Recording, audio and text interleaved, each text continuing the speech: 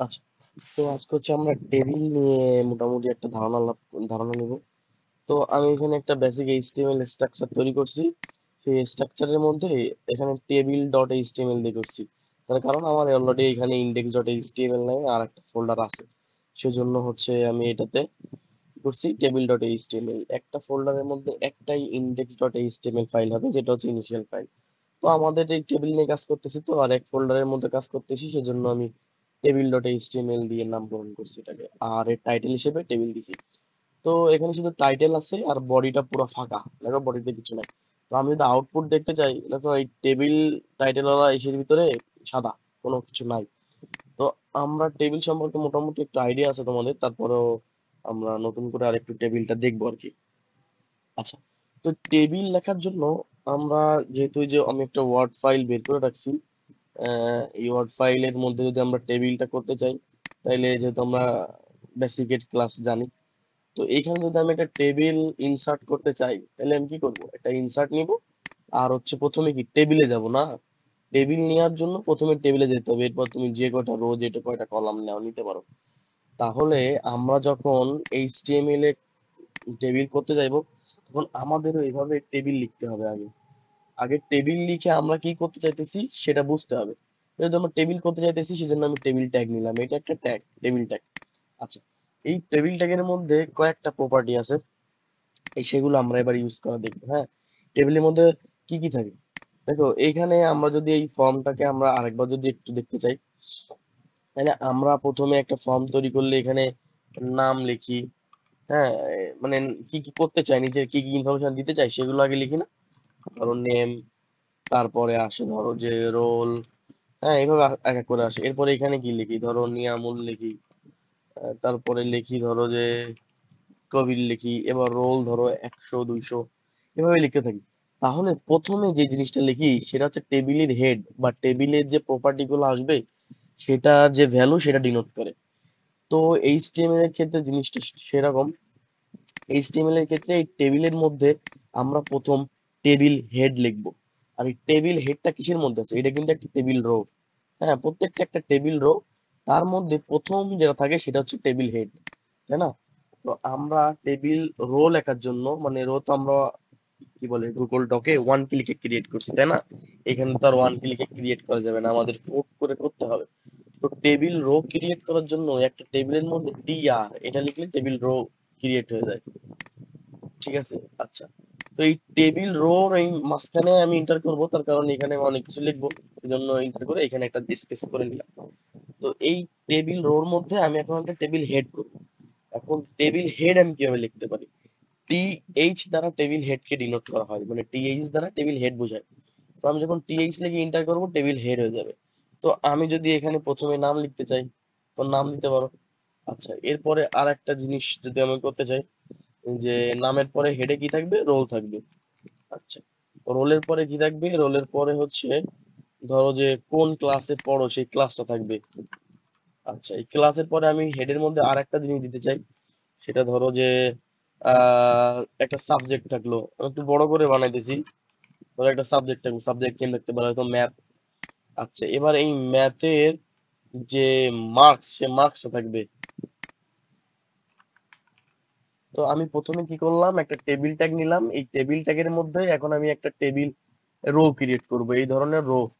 এরপরে কলাম, তাই কলাম এই পাশাপাশি এগুলা কলামের মতো করেও চলে যাবে। টেবিল রো বানাইলে কলামও মোটামুটি হয়ে যায়, এই একটা একটা করে কলাম এক পরপর নিচে। তো আমি এই যে করলাম টিআর এর মধ্যে টিএইচ, মানে টেবিল রোর মধ্যে table head, that's mean TR equal to table row. হ্যাঁ, আর হচ্ছে TH equal to table head. এইটুকু তোমরা আশা করি বুঝতে পারছো। তো আমি এখানে দুইটা কাজ করছি, দুইটা লিখছি। এখন এই এই দুইটা কাজের যে আউটপুট আসছে এটা আমি একটু দেখতে চাই। আচ্ছা, দেখো এখানে আসছে name, roll, class, subject, marks, এই আমি যেগুলো লিখছি পরপর আসছে। কিন্তু এটা এক লাইনে আসছে, তোমাদের বুঝতে খুব বেশি সুবিধা হইতেছে বলে আমার মনে হয় না। তো আমি এখানে একটা এইচ টু ট্যাগ দিব, দিয়ে লিখবো যে ধরো যে বেসিক টেবিল ক্লাস, এভাবে লিখলাম, যাতে এখানে একটু বোঝা যায় যে টেবিল নিয়ে করা হইতেছে। আচ্ছা, আর এই টেবিলের এইখানে না, এইখানে দিয়ে দিই টেবিলে। টেবিলের প্রপার্টি হিসেবে বর্ডার ব্যবহার করা যায়, মানে আমি যে যেমন গুগল ডকে বর্ডার দেখলাম, টেবিলের প্রপার্টি হিসেবে বর্ডার ব্যবহার করা যায়। এই বর্ডার 1 2 3 4 তুমি দিতে পারো, আমি 2 দিলাম। এবার 2 দেওয়ার পরে এই বাকিগুলো যা আসতেছে এগুলো ইগনোর করো। দেখো এবার এই টেবিলের যে টেবিল হেড, এটা কিন্তু একদম বোল্ড হয়ে আছে আর পাশাপাশি চলে আসছে। এগুলাকে স্পেসিং করা যায়, উইডথ বাড়ানো যায়, সেগুলো আমরা সিএসএস করার সময় দেখবো। তো এখন যেহেতু আমি এটা দেখলাম, এখন বলতে পারো স্যার এটা কেমন হইলো? আমার তো দেখাইছিলেন স্যার পরাপর পরাপর নিচে আসবে, সেটা তো আর হইলো না। আচ্ছা না হোক, সমস্যা নেই, এটা মাত্র একটা টেবিল রো হয়েছে। এই রোর মধ্যে আমি টেবিল হেড নিচ্ছি একটা একটা করে। এই একটা একটা করে দেখো বক্স তৈরি হয়েছে এর মধ্যে। তো আমি যদি নিচে আরেকটা বক্স করি, তাহলে এই একটা একটা করে লম্বা লম্বি কলাম তৈরি হয়ে যাবে না? আচ্ছা, তো আমি করি, দেন বুঝতে পারবো। তো একটা টেবিল রো তো আমার হইলো, আমি এখানে আর একটা টেবিল রো নিব। হ্যাঁ, মূলত টেবিল রো নেওয়ার কাজ। এবার এই টেবিল হেড তো শেষ, আমি কি টেবিল হেড বারবার নিব? আমি কি গুগল ডকে যে নাম রোল আবার লিখবো এখানে নাম রোল? না। এবার আমি হচ্ছে টেবিলে যে নিয়ামুল কবির আর ইয়া লিখছি, এটা কি নামের ডাটা না? এই নেমের প্রেজেন্ট করতেছে কি নিয়ামুল নেম, মানে আমি নাম লিখতে হবে এখানে, বুঝতে পারতেছি রিপ্রেজেন্ট করতেছে বলতে পারো কিছু একটা। আচ্ছা, তো আমি এখন নাম লিখতে চাই, তার মানে কি এই টেবিলে যে নেম, এই নেম টেবিল এটা একটা টেবিল। এটা এগুলো ছাড়া এটা টেবিল বানানো যায়, সিঙ্গেল টেবিল, একটা রোর একটা কলামের একটা টেবিল।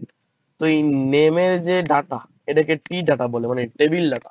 এই টেবিল ডাটাকে টিডি দ্বারা প্রকাশ করা হয়, টিডি। ধরো টিডি লিখলে তুমি টেবিল ডাটা লিখতে পারবা। এখন এই টেবিল ডাটা আমার এর সাথে সামঞ্জস্য রাখতে হবে, টেবিল হেডের সাথে। টেবিল ডাটার প্রথমটা কি নাম, তো আমি লিখলাম টেবিল ডাটা নিয়ামুল। আচ্ছা, এবার এইটাকে আমি কপি করলাম। এবারে কি রোল, তার নিয়ামুলি রোল কত 100। আচ্ছা, এরপরে কি ক্লাস, তাই না? ক্লাসের পরে হচ্ছে ক্লাস কিসে, আমি ক্লাস ধরো যে 12-এ পড়ি। হ্যাঁ, 122 হয়ে গেছে। আচ্ছা, এবার ধরো যে কি সাবজেক্ট, তাই না? সাবজেক্ট যে কয়টা এখানে টেবিল হেড থাকবে সে কয়টা দিতে পারো, আর না দিলে ওইটা আবার ফাঁকা থেকে যাবে। তো এটা কি সাবজেক্ট, সাবজেক্ট ধরো যে ম্যাথ। আচ্ছা, ধরো এরপরে কি আছে মার্কস। তাহলে মার্কস ধরো আমি পাইছি হচ্ছে 10 × 5 = 33। এবার আমি একটু টেবিল ডাটাটাই দেখি, এদিকে খেয়াল করি আবার এদিকেও খেয়াল করি। দেখো নেমের নিচে আসছে নিয়ামুল, এটা রেগুলার কালার আসছে। রোলের নিচে আসছে, ক্লাসের নিচে আসছে। এখন তুমি যদি একটাতে না দাও, সাপোজ এই টেবিলটাকে আরেকজনের জন্য, একজনের ডাটা হইলো, তাই না? ধরো এখানে নিয়ামুলি ডাটা হইলো, এবার কবিরের ডাটা তো দরকার। তো আমি শর্টকাট কি করতেছি, এই টেবিল রো, একটা টেবিল রো কে কপি করতেছি, করে এইখানে এসে ইন্টারে হিট করে একটা জায়গা বানাই নিলাম, দেন পেস্ট করলাম। পেস্ট করার পরে আচ্ছা, এই অ্যালাইনমেন্ট গুলো আমি দেখাবো দেখাবো করে দেখাইতেছি না, আমি দেখাবো না ইনশাল্লাহ। তো ধরো এই কবির লিখে দিলাম, আর রোল দিলাম হচ্ছে 101। এখন তুমি যদি বলতে চাও স্যার আমি যদি এই ক্লাস না দিই তাইলে কি হবে? ক্লাস না দিলে এই ক্লাসের সেকশনটা ফাঁকা থেকে যাবে, কিন্তু তোমার এখানে একটা টিডি দিতেই হবে, মানে এর সাথে 1 2 3 4 5 পাঁচটা রো বানাইতেই হবে, নয়তো এটা নষ্ট হয়ে যাবে। এরকম চলে আসছে মার্কসের জায়গায় মার্কস নাই, মানে যার জায়গায় সে কয়টা জিনিসই থাকতে হবে। কিন্তু তুমি যদি ডাটা না থাকে, ডাটা না দিতে পারো, সমস্যা নাই। কিন্তু প্রত্যেকটার জন্য 5টা করে তোমার টেবিল ডাটা রাখতে হবে, তাহলে একটা নির্দিষ্ট জায়গা মতো যে ডাটাগুলো বসতে পারবে। ঠিক আছে, তো বুঝতে পারছো আশা করি। তুমি যদি আর একটা টেবিলের এখানে হেড বাড়াইতে চাও, তো হেড বাড়াইতে পারো, তাহলে টেবিল ডাটা আর একটা বাড়াইতে হবে। তো এইভাবে করে করে তোমরা আরো ডাটা বানাইতে পারো। ধরো যে আমি আর একটা টেবিল ডাটা নিতেছি, ঠিক আছে, টেবিল রো নিতেছি, এবার রো হইতেছে একটা একটা করে। ধরো তোমাদের মধ্যে কারোর নাম লিখি, ধরো চৈতি এর নাম লিখলাম। হ্যাঁ, বাকিগুলো সেম থাকুক, বা এটাকে আমি 330 করে দিই। দেখো এবার চৈতি আসছে 330, 11 ক্লাস না দিয়ে ধরো যে এটা 13তম ক্লাস দিয়ে দিই। হ্যাঁ, তো এভাবে করে তোমরা এক একজনের নাম করে দিতে পারো, বা একটা টেবিল এভাবে তৈরি করতে পারো। এই হচ্ছে একটা বেসিক টেবিলের স্ট্রাকচার গুলো। তো এইখানে টিএইচ টেবিল হেড, আর একটা জিনিস বাকি থেকে যায়, সেটা হচ্ছে টিডি equal to table data. Shortcut আমরা টেবিলটা বুঝে ফেললাম। আচ্ছা, এবার হচ্ছে এটাকে আমি একটু ক্লপস করে রাখতেছি, মানে জায়গা বাঁচানোর জন্য। এবার আমি আর একটা টেবিল বানাবো। এই টেবিলের মধ্যে রো স্প্যান আর কল স্প্যান, যেটা আমরা দেখতে দেখতে দেখতে পারি নাই। তো এই একটা টেবিল থাকলো, আমি আর একটা টেবিল বানাতে চাই।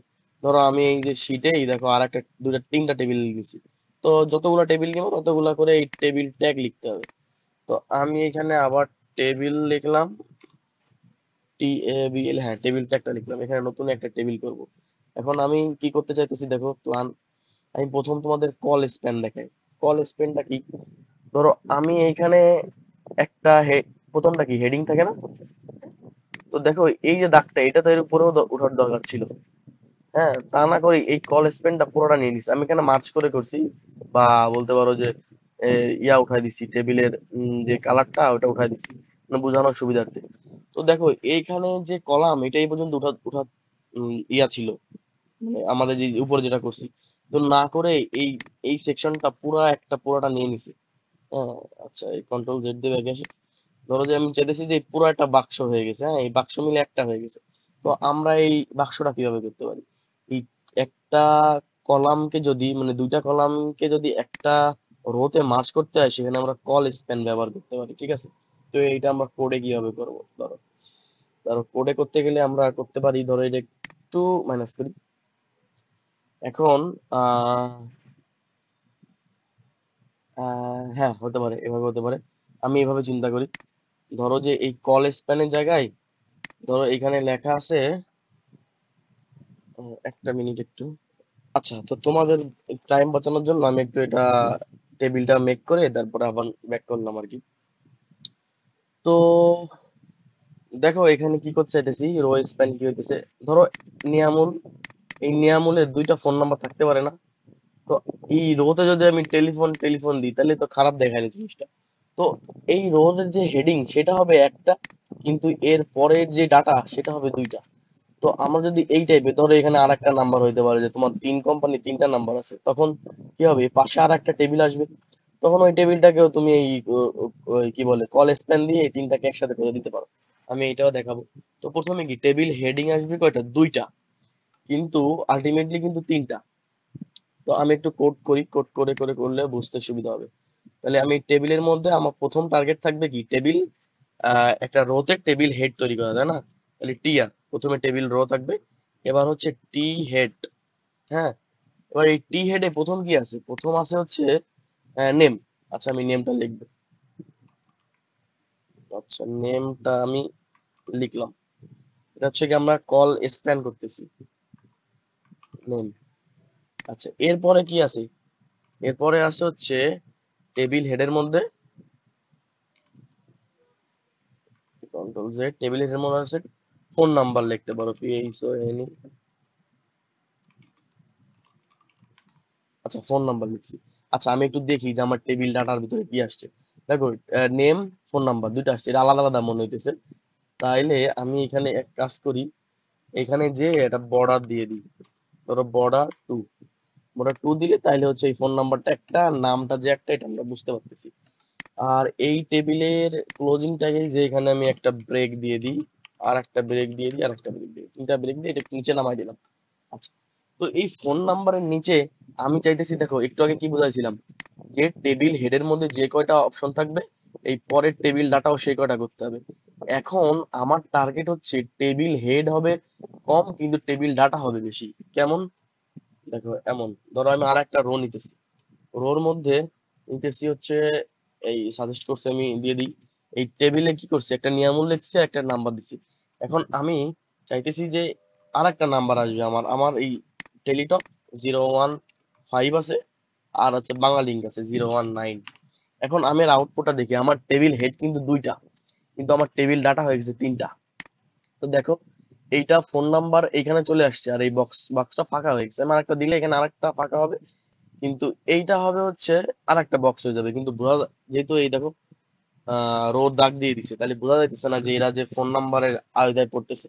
তো আমি যখন এই ধরনের কিছু করতে যাব, তখন আমি জাস্ট এইখানে যে এই টেবিলটাকে দুইটা বানাই দিব, মানে এইভাবে না নিয়ে, লাইক এইভাবে না নিয়ে, তবে এবার এটা পাশাপাশি চলে আসবে, ফোন নাম্বার ফোন নাম্বার, এভাবে তুমি করতে পারো। কিন্তু এটা প্রপার হইলো না, বা আমরা যে ইউজ কেস আছে সেটা প্রপার ফ্যাসিলিটিস পাইলাম না। তো আমি এখানে কল লিখলে দেখো কল স্প্যান সাজেস্ট করতেছে। এখন আমি কি দুইটা কলামকে মার্জ করে একটা করব না, ধরো টু দিলাম, এবার দেখো এই দুইটা মার্জ হয়ে মিডিলে চলে আসছে। এখন তুমি যদি এখানে আরেকটা ফোন নাম্বার দাও, আর এখানে যদি আরেকটা চলে আসে, তুমি তাহলে এখানে কল স্প্যান থ্রি দাও, দেখো ওই তিনটা মিলে একটা একটা হয়ে গেছে। বুঝতে পারছো আশা করি। এবার তুমি আর একটা দাও, ধরো এইখানে কপি করলাম, পেস্ট করলাম, এটা ধরো যে এই যে ফাইরুজেরটা লিখলাম, ফাইরুজ, ঠিক আছে, এখন এটা লিখলাম, এই ফাইরুজের ডাটা চলে আসছে।